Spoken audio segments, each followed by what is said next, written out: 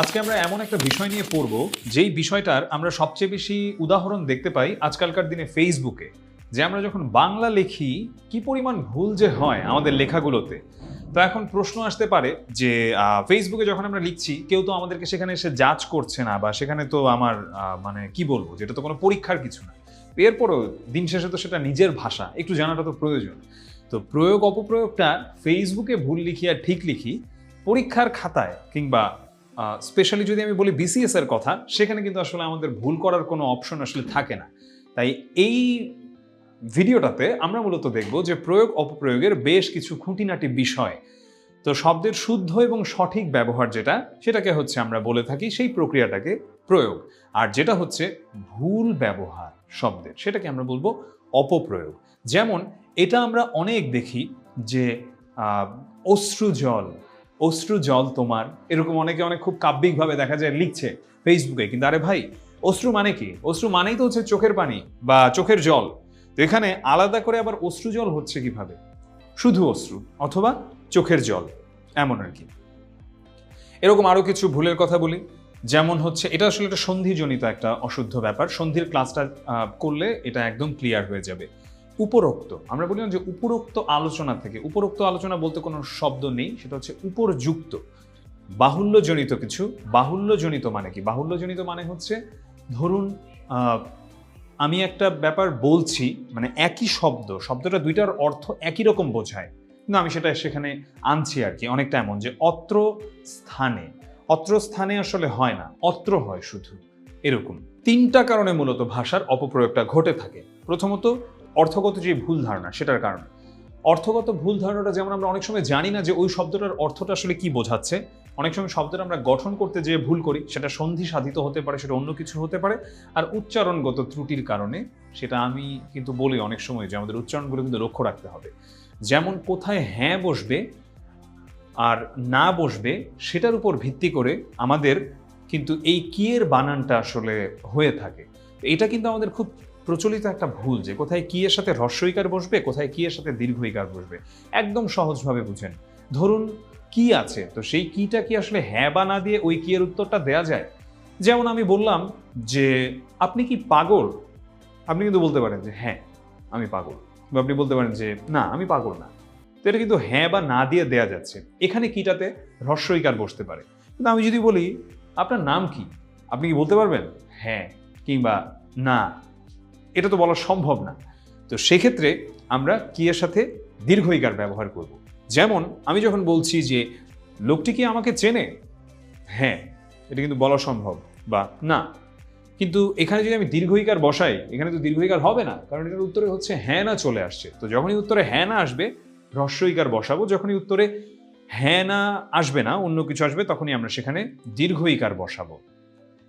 এবারে আমরা প্রয়োগ অপপ্রয়োগের আরো কিছু নিয়ম আমরা দেখব। তো এখানে আমি বলছিলাম, যেটা হচ্ছে আমি অলরেডি বললাম যে হ্যাঁ না এর ব্যাপারটা। দুটি বহুবচন, ভালো মতো শুনি, দুটি বহুবচন অথবা একই অর্থ বহন করছে, একই অর্থ সমার্থক আর কি, এমন দুইটা যদি শব্দ থাকে তাহলে যে কোনো একটা শব্দ বাদ দিতে হবে। যেমন সকল ছাত্ররা উপস্থিত। দেখুন, যখন আপনি বলছেন ছাত্ররা, তখন কিন্তু আপনি এটাকে একবার বহুবচন করলেন। আবার যখন আপনি বলছেন যে সকল, তখনও কিন্তু আপনি এটাকে বহুবচন করলেন। তাহলে হলোটা কি? তাহলে যেটা হলো সেটা হচ্ছে যেটা দুইবার কিন্তু হয়ে যাচ্ছে, মানে দুটা বহুবচন হয়ে যাচ্ছে, এটা কিন্তু আমরা করতে পারবো না। আমরা বলতে পারি সকল ছাত্র উপস্থিত রাটা বাদ দিয়ে, অথবা বলতে পারি ছাত্ররা উপস্থিত, এইরকম।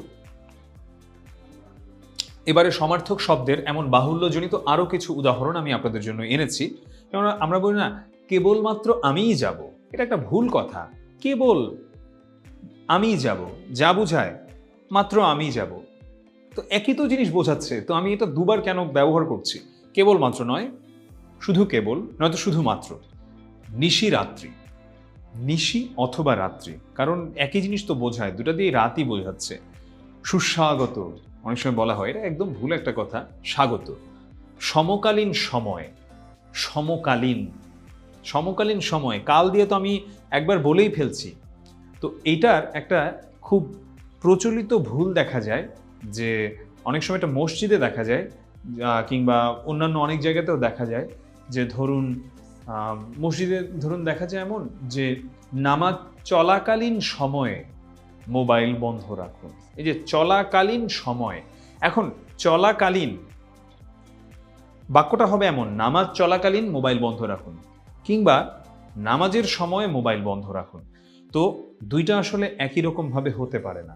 বা এসি চলাকালীন দরজা বন্ধ রাখুন, এসি চলাকালীন সময়ে দরজা বন্ধ রাখুন, এটা আসলে হয় না, তখন সেটা বাহুল্য দোষে দুষ্ট হয়ে যায়। পড়া কোথায় হবে, কোথায় বয়শূন্যর হবে, কোথায় ডয়শূন্যর হবে। এই যে আমি যখন এখন ভিডিওটা করছি, বাইরে খুব সুন্দর বৃষ্টি পড়ছে, এই যে বৃষ্টিটা পড়ছে এটা হচ্ছে ডয়শূন্যর। তো এখন কোথায় আবার আমি যদি বলি যে এই লেখাটা আমি পড়ছি, এটাও তো ডয়শূন্যর। আচ্ছা, এটা একদম সহজ করে দেই। পরিধান অর্থে, মানে যখন আমরা কিছু পরি, যেমন ধরলাম আমি টুপি পরেছি, আমি চশমা পরেছি, আমি একটা পাঞ্জাবি পরেছি, এই যে এগুলো, বা আমি ঘড়ি পরেছি, পরিধান করেছি, পরা, এই পরা হচ্ছে সবসময় বয়শূন্যর। এছাড়া দুনিয়াতে আর যত পড়া আছে সব হচ্ছে ডয়শূন্যর। বৃষ্টি পড়ছে, আমি পড়ছি, আপনি বিসিএস এর জন্য পড়ছেন, তিনি পড়ে গেলেন, যত ধরনের পড়া আছে সবই হচ্ছে ডয়শূন্যর হবে। আমি নীল রঙের শার্ট পরেছি, ডয়শূন্যর নয়, আমি নীল রঙের শার্ট পরেছি। এমন অনিলা উপন্যাস পড়তে পছন্দ করে।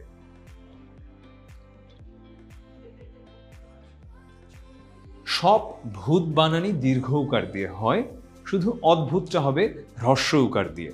যেমন অঙ্গীভূত, এটা কি হবে দীর্ঘ উকার দিয়ে, শুধু অদ্ভুতটা হবে হ্রস্ব ইকার দিয়ে, হ্রস্ব উকার দিয়ে, এটা আমরা মনে রাখবো। আর বিশেষণ পদের শেষে, এই যে বিশেষণের শেষে যদি তা থাকে কিংবা যদি জফলা কিংবা অন্তঃস্থ যুক্ত হয়, সেই শব্দটা বিশেষ্যে পরিণত হয়ে যায়। কিন্তু বিশেষ্য অথবা জফলার পরে তা যুক্ত হলে সেটা হচ্ছে প্রত্যয়জনিত অপপ্রয়োগ হয়। খুবই কমপ্লেক্স মনে হচ্ছে এটা দেখে, তো আমি একদম সহজ করে বুঝাই। যেমন এখানে দারিদ্রতা যখন আমি বলছি, প্রথম কথা হচ্ছে যে এটা অনেক বড় ভুল, এই দারিদ্রতা, এবং এটা বাংলাদেশে খুব কমন। এই ভুলটা বাংলাদেশের অনেক বড় বড় মানুষকেও দেখা যায় যে ফেসবুক, ইউটিউবে এই বানানটা ভুল করে থাকে। দারিদ্রতা বলতে কোনো শব্দ নাই, এটা হতে পারে দারিদ্র। হে দারিদ্র, তুমি মোরে করেছো মহান, তুমি মোরে দাঁড়িয়েছো খ্রিস্টের সম্মান, কিংবা দরিদ্রতা, এটা সম্ভব। সৌজন্যতা, অনেক সৌজন্যতা বোধ নেই, সৌজন্যতা বোধ নেই, সৌজন্য। বৈচিত্র্যতা বলতে কোনো শব্দ নেই, এটা হয় বিচিত্রতা নয়তো বৈচিত্র্য। দৈন্যতা, এমন কোনো শব্দ নেই, এটা হচ্ছে দীনতা অথবা দৈন্য। শব্দের শুরুতে যদি এগুলো থাকে, শব্দের শেষে দীর্ঘই হবে না। নি হ্রস্বই দীর্ঘই থাকুক, বা নীর যদি হ্রস্বইকার দিয়ে থাকে। কালী, দাসী কিংবা ষষ্ঠী, এগুলোর শেষে দাস যুক্ত হলে পূর্ববর্তী দীর্ঘইকার হ্রস্বইকার হয়ে যাবে। একদম সহজ করে দেখাই। বলছিলাম কি, কালী, দাসী কিংবা ষষ্ঠী, এখানে কি, এখানে হচ্ছে যদি আমি এটার কথা বলি যে কালী দাস, এটা আসলে কালী দাস এমন হয় না। এখানে হচ্ছে কালীর পরে যেহেতু দাস হয়েছে, এটা হ্রস্বইকার হয়ে যায়। দেবী, দেবী দাস হ্রস্বইকার হয়ে যাবে। নিষ্পাপী, নিষ্পাপী বলতে কিছু নেই, নিষ্পাপ, নিষ্পাপ বাচ্চা। নিরহংকারী বলতে কিছু নেই, নিরহংকার। এবারে আমরা দেখব যে কিছু, এইগুলো একদম খুব কমন কিছু অপপ্রয়োগ, যেমন অর্ধ, মধ্য, অহ এবং দিবা। এই শব্দগুলোর শেষে যদি রাত্রি যুক্ত হয়, আবার বলছি, অর্ধ, মধ্য, অহ, দিবা, এগুলোর শেষে রাত্রি যুক্ত হলে সেই রাত্রিটা পরিবর্তিত হয়ে যাবে রাত্র। পিতা, মাতা এবং ভ্রাতা, এগুলোর শেষে যদি অন্য শব্দ যুক্ত হয় তাহলে সেগুলো হয়ে যায়, পিতাটা হয়ে যাবে পিতৃ, মাতাটা হয়ে যাবে মাতৃ, ভ্রাতাটা হয়ে যাবে ভ্রাতৃ। যেমন আমি বলছিলাম, প্রথমটাতে আসি, যে এইগুলো কি হয়ে যাবে, যে রাত্রিটা কখন রাত্র হয়ে যাবে, যখন অর্ধ, মধ্য, অহ এই সময়গুলো আসবে। যেমন অহরাত্রি, এমন কিছু নেই, অহত বললাম না, রাত্রি সেটা রাত্র হয়ে যাবে, অহরাত্র, দিবারাত্র। একইভাবে অর্ধরাত্র, মধ্যরাত্র। আর বলছিলাম যে মাতা, পিতা, ভ্রাতা, সেটা হয়ে যায় মাতৃ, পিতৃ, ভ্রাতৃ, মাতৃহারা, পিতৃহারা, ভ্রাতৃবৃন্দ, ভ্রাতৃত্ব। বিসর্গের পরে ক, খ, প, ফ, স যদি থাকে তাহলে বিসর্গের কোনো পরিবর্তন হয় না, কিন্তু এই 5টা বর্ণ ছাড়া অন্য কোনো বর্ণ যদি থাকে, ভালো মতো শুনি, এই 5টা বর্ণ ছাড়া বিসর্গের পরে যদি অন্য কোনো বর্ণ থাকে তাহলে বিসর্গের জায়গাতে ও বসে। যেমন শিরোপীড়া, এটা কি, এটা হয়ে যাচ্ছে এখানে একটা বিসর্গ চলে আসছে, তারপরে মনোকষ্ট, এখানে একটা বিসর্গ চলে আসছে। তার মানে আমি কি বললাম যে এখানে কিন্তু বিসর্গের কোনো পরিবর্তন কিন্তু এখানে হচ্ছে না। ক খ প খ স থাকে যখন বিসর্গের পরে, এই যে প আছে, এখানে ক আছে, এখানে তো দন্ত স আছে, এখানে কোনো পরিবর্তন হবে না বিসর্গটার। কিন্তু এখানে আমরা কি দেখতে পাচ্ছি, এখানে বিসর্গের পরে রয়েছে ব, তাহলে কি হয়ে গেল, তাহলে হয়ে গেল তপবন। এরকম আমরা যারা সন্ধি চ্যাপ্টারটা পড়েছি তাদের কাছে একদম আরো ক্লিয়ার হয়ে যাবে। আমি একটু যে অংশটা বোঝালাম, সন্ধি ছাড়া এটা আসলে পুরোপুরি বোঝা যায় না। নেতিবাচক কিংবা খারাপ অর্থ বোঝালে দয়ের সাথে হ্রস্ব উকার হয়, আর যদি ব্যবধান বোঝায় তবে দীর্ঘ উকার হয়। সহজভাবে বুঝাই। কারণ খারাপ অর্থ কি, দুর্নীতি দমন কমিশন, তো ওখানে আমরা সবসময় লেখাটা দেখি হ্রস্ব উকার দিয়ে। দূরদর্শন, আসলে ব্যবধান অর্থ বুঝালে সেটা কি হয়, ব্যবধান অর্থ বুঝালে সেটা হয়, বা দূরত্ব সেটা যদি বোঝায় তবে দীর্ঘ উকার হয়। দূরদর্শন কিংবা দূরালাপন, এ ধরনের দূরত্ব। এরকম কোনো শব্দে বয়শূন্য র, রফলা, রেফ এগুলো থাকলে এটা হবে, এটা কি, এটা হয়ের সাথে মূর্ধন্য ন, আর রফলা কিংবা রেফ না থাকলে হয়ের সাথে দন্তন্য হবে। তো এইটা আমি মনে রাখার জন্য একটা উদ্ভট টেকনিকের মতো বলা যায় যে আসলে এখানে কোনটা কি, এখানে কোনটা আসলে হয়ের সাথে মূর্ধন্য, কোনটা আসলে হয়ের সাথে দন্তন্য। এটা আমি একটা অদ্ভুত একটা জিনিস মনে করে চেষ্টা করে মনে রাখতাম। আসলে আমার মনে হয় যে গল্পটা যত অদ্ভুত হয় তত ভালো মতো মনে থাকে। তা আমার কাছে মনে হতো যে মূর্ধন্য নকে দেখলে মনে হয় যেমন এখানে নয়ের অংশটা উপরে, তো আমি মনে করে নিতাম মূর্ধন্য ন হচ্ছে বড় ভাই, যেহেতু বড় ভাই মায়ের কোলেও হাঁটবে না, সে মায়ের সাথে, মায়ের নিচে হাঁটছে আর কি, ধরলাম তাকে নিয়ে হাঁটছে, এটা নিচের অংশ। আর দন্তন্য হচ্ছে ছোট ভাই, তো ছোট ভাই মায়ের কোলে, একদম মায়ের সাথে উপরে। তো তাহলে হযোগ দন্তন্য এটা যখন এই যে উপরে, আর যখন আমরা হযোগ মূর্ধন্য ন তখন এটা নিচে। তো এটার অপপ্রয়োগগুলো আমি কিভাবে দেখাই, যেটা বলছিলাম রফলা র বা রেফ থাকলে সেখানে হযোগ মূর্ধন্য ন বসে। তো এই যে র, এখানে কি অপরাহ্ন, পূর্বাহ্ন, কিন্তু এই জায়গাটাতে কি হয়ে যাচ্ছে, এখানে কিন্তু রেফ বা এগুলো কিন্তু নেই। মধ্যাহ্ন, সায়াহ্ন, উচ্চারণটা আমরা একটু লক্ষ্য রাখবো, এটা অপরাহ্ন নয়, এটা অপরাহ্ন। হুমায়ুন আহমেদের লেখা বিখ্যাত অপরাহ্নের গল্প, কিংবা মধ্যাহ্ন, এটা হুমায়ুন আহমেদের লেখা। এবারে আসা যাক প্রয়োগ অপপ্রয়োগের কিছু অন্য নিয়ম কানুন নিয়ে। সকল আয়ত্ত বানানে তয়ে ত হবে, কিন্তু এখানে তয়ে বফলা কিংবা তয়ে তো তার সাথে ব সেটা হবে না। যেমন আয়ত্ত, এটা কি বললাম, সকল আয়ত্ত বানানে তয়ে ত হবে, এটা ত যোগ ত যুক্ত বর্ণটা। তো আয়ত্ত, স্বায়ত্ত শাসন, ইয়ত্তা মানে সীমা, এটার কোনো ইয়ত্তা নেই, এ ধরনের। সত্ত্ব শব্দটার অর্থ কি, মালিকানা, যেটা আমরা বইয়ে অনেক দেখতে পাই, কপিরাইট, সত্ত্বাধিকারী। সত্তা শব্দের অর্থ অস্তিত্ব, সত্যটা কি মালিকানা, কপিরাইট সেখানে আসে এটা। আর সত্তা কি, সত্তা মানে অস্তিত্ব, এক্সিস্টেন্সটা বোঝায়। আর সত্ত্ব শব্দের অর্থ কি, সত্ত্ব শব্দের অর্থ গুণ কিংবা কোনো ফলের রসও বোঝাতে পারে। তো এটার শুদ্ধ অংশটা আমরা এবার দেখি। ব্যক্তি সত্তা, এই সত্তা শব্দের অর্থ অস্তিত্ব। জাতিসত্তা, জাতির অস্তিত্ব। আম সত্ত্ব, সেখানে আলাদা। আবার প্রত্নতত্ত্ব, এরকম আলাদা, তাত্ত্বিক এমন। আর এই সত্ত্ব মালিকানা, এটা আমরা কই দেখতে পাই বললাম, এটা এখানে আমি লিখিনি, বাট এটা আমরা বইয়ে অনেক দেখতে পাই, যেমন সত্ত্বাধিকারী। শব্দের শেষে যদি জিত, সাত, কৃত, চিত এগুলো যদি থাকে তাহলে খণ্ডত্ব হয়। আবার বলি ভালো মতো, জিত, সাত, কৃত, চিত, একদম কবিতার মতো মুখস্থ করে ফেলে, ছড়ার মতো। জিত, সাত, কৃত, চিত এগুলো থাকলে খণ্ডত্ব হবে, এবং এরপরে কোনো শব্দ বা বর্ণ যুক্ত হলে সেটা ত হয়ে যাবে। যেমন আমরা একটু সহজ করে দেখি, আমরা আসলে যে এখানে উদাহরণগুলো, আমি কি বলছিলাম, সাত, আত্মসাত, জিত, ইন্দ্রজিৎ, বিশ্বজিৎ, অগ্নিসাত, সাত, ধূলিসাত, এ ধরনের। এবারে আমরা আরো কিছু গুরুত্বপূর্ণ শব্দের প্রয়োগ অপপ্রয়োগ দেখব, এবং কিছু বিভ্রান্তি নিয়ে কথা বলবো, যেমন কোথায় উদ্দেশ্যে বলবে, কোথায় উদ্দেশ্য বলবে। প্রধানমন্ত্রী আজ জাতির উদ্দেশ্যে ভাষণ দিবেন নাকি জাতির উদ্দেশ্যে ভাষণ দিবেন, কোনটা সত্য? আমি আজ কুমিল্লার উদ্দেশ্যে রওনা দিব নাকি কুমিল্লার উদ্দেশ্যে রওনা দিব, কোনটা শুদ্ধ? এখানে উদ্দেশ্যে এই শব্দটার অর্থ কোনো লক্ষ্য নিয়ে আগানো, যেমন বলতে পারি যে এবারের বিসিএসে আমি প্রশাসন ক্যাডারের উদ্দেশ্য নিয়ে পড়ছি বললাম, বা আমি উদ্দেশ্যটা কি, যে আমি জয়ী হওয়ার উদ্দেশ্যে যাচ্ছি। এটা হচ্ছে উদ্দেশ্য, কোনো একটা লক্ষ্য নিয়ে যখন আগায়।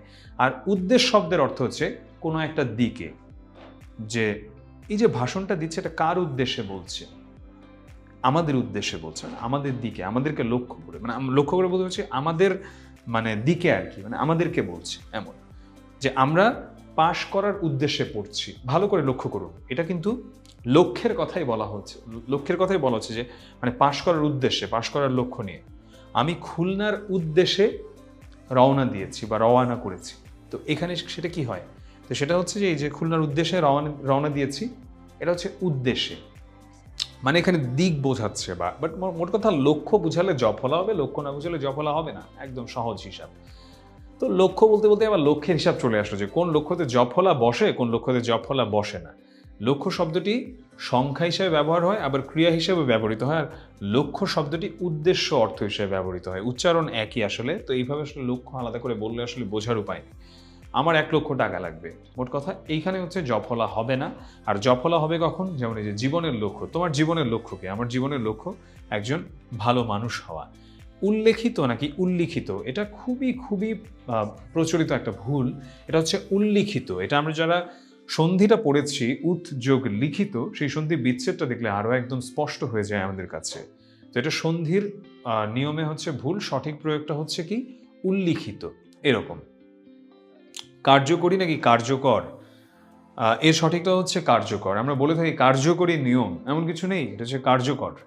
উপরুক্ত না উপরযুক্ত, একদম প্রথমেই সেটা বুঝিয়েছি, এটা হচ্ছে সন্ধি সম্পর্কিত ভুল। উপরযুক্ত, উপরোক্ত বলতে কোনো শব্দ নেই।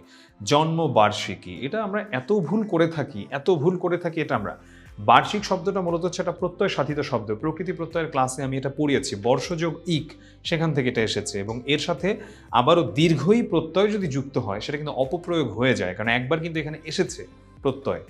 তো বর্ষযোগ ইক আমরা যখন এখানে ওই দেখতে পাচ্ছি এখানে এই নাম প্রত্যয়টা, তো সেখানে কিন্তু আমরা এতটুকুতেই রেখে দিব, আরেকটা দীর্ঘই প্রত্যয় আমরা যুক্ত করতে যাব না, অপপ্রয়োগ ঘটাবো না। সহজভাবে মনে রাখবো, জন্মবার্ষিকী নয়, এটা হচ্ছে জন্মবার্ষিক। পুনর্মিলনী নাকি পুনর্মিলন, এখানেও কিন্তু প্রত্যয়জনিত অপপ্রয়োগ। এখানে আবার আলাদা করে একটা দীর্ঘই প্রত্যয় আনার কিন্তু কোনো মানে নেই। পুনর্মিলন, শেষ। লজ্জাস্কর নাকি লজ্জাজনক, এটা আসলে দুটাই ভুল। লজ্জাজনক একটা কাজ হয়েছে, লজ্জাজনক বলতে কিছু নেই, এটা হচ্ছে লজ্জাকর। আবশ্যকীয়, এটার শুদ্ধ প্রয়োগ হচ্ছে আবশ্যক। আবশ্যকীয় বলতে কিছু নেই, আবশ্যক। মহিমাময়, মহিমময়। চলাকালীন সময়, আমি এটা বুঝিয়েছি একটু আগে, চলাকালীন, সপরিবারে। আসলে এই মানে কি, এই মানে হচ্ছে সহ, সপরিবারে মানে হচ্ছে পরিবার সহ। সস্ত্রীক মানে কি, স্ত্রী সহ, এইরকম। শ্রেষ্ঠতম বা শ্রেষ্ঠতর বলতে কিছু নেই, শ্রেষ্ঠ, শ্রেষ্ঠ মানে শ্রেষ্ঠ মানে তো শ্রেষ্ঠই, এটার আবার শ্রেষ্ঠ হয় কিভাবে, এমন। বন্দ্যোপাধ্যায়, এটা হচ্ছে আমরা ভুলটা করে থাকি, এখানে ওকার দেই, জফলা দেই না বন্দতে, এখানে আসলে জফলা হবে। তো এখানে জফলা আকার যেমন পরে হবে, প্রথমেও কিন্তু এখানে ওকারের সাথে একটা জফলা হবে। তরু ছায়া, এখানে আসলে তরুৎ ছায়া, এটা চয়ে ছ হবে। আয়ত্তাধীন, আয়ত্তাধীন বলতে কিছু নেই, মানে এটা তো একটা বাহুল্য দোষে দুষ্ট হয়ে গেল। আয়ত্তে রয়েছে আবার অধীনেও রয়েছে, একই তো কথা, আয়ত্ত বা অধীন যে কোনো একটা। সুস্বাস্থ্য, স্বাস্থ্যই সকল সুখের মূল। স্বাস্থ্য মানেই হচ্ছে এখানে ভালোটাই বোঝানো হচ্ছে, তো সুস্বাস্থ্য বলতে আসলে আলাদা করে কিছু নেই। মরা দাহ, এটা অনেক এসে থাকে প্রতিযোগিতামূলক পরীক্ষাগুলোতে। মরা দাহ বলতে কিছু নেই, মরা পোড়া, শবদাহ, এটা আমরা মনে রাখবো, মরা পোড়া শবদাহ, এটা আমরা একদম মুখস্থ করে ফেলবো। স্বচ্ছলতা, স্বচ্ছলতা, এই স্বচ্ছ মানে কি, এই স্বচ্ছ মানে হচ্ছে যেটা একদম পরিষ্কার, একদম স্পষ্ট, সেটা। আর স্বচ্ছলতা এখানে হচ্ছে দন্ত শয়ের সাথে ব ফলা বসবে না। এই ছিল মোটামুটি আমাদের প্রয়োগ অপপ্রয়োগ সম্পর্কিত ক্লাসটা, এবং প্রয়োগ অপপ্রয়োগ সম্পর্কিত প্রশ্ন কিন্তু নিয়মিত এসে থাকে। তো আমরা যেগুলো লক্ষ্য করব, যে এখানে আমি যেগুলো বললাম এগুলো তো আমরা লক্ষ্য রাখবই, এবং যখন আমরা আবার পড়বো আমাদের যে রিসোর্সেসগুলোর সাথে দেয়া আছে, এবং ক্লাস 9-10-এর যে ব্যাকরণ বইটা, তো আমরা যেটা হচ্ছে আমি পুরোনো বইটার কথা বলছি মেইনলি, ক্লাস 9-10-এর, এখন যেটা নতুন ভার্সনটা এসেছে সেটা নয়। তো তো আমরা সেই বইটা যখন পড়বো এবং আমাদের এই কোর্সের সাথে যে রিসোর্সেসগুলো দেওয়া হচ্ছে সেগুলো যখন আমরা পড়বো, তাহলে কিন্তু আমাদের কাছে একদম স্পষ্ট হয়ে যাবে। আর প্রয়োগ অপপ্রয়োগ নিয়ে কিন্তু আমাদের প্রচুর পড়তে হবে, কারণ আমরা আসলে হয় কি, যেটা সচরাচর দেখে থাকে অনেক সময়, না এটাই তো ঠিক, আমি তো এরকমই দেখেছি, হয়তো ফেসবুকে দেখেছি বা মানুষকে বলতে শুনেছি, কিন্তু আসলে মানুষকে বলতে শুনেছি বা ফেসবুকে দেখেছি, ওই ভুলগুলো দেখতে দেখতে আমাদের মাথায় কিন্তু গেঁথে গেছে এমন অনেক ভুল। তো এজন্যই প্রয়োগ অপপ্রয়োগ নিয়ে আমাদের পড়তে হবে, পড়লে আমাদের সেগুলো স্পষ্ট হয়ে যাবে, তাহলে আমরা শুদ্ধগুলো লিখতে পারবো, প্রয়োগ ঘটাতে পারবো, অপপ্রয়োগ আর ঘটবে না আমাদের দ্বারা। সবার জন্য অনেক অনেক শুভকামনা থাকলো। ধন্যবাদ সবাইকে।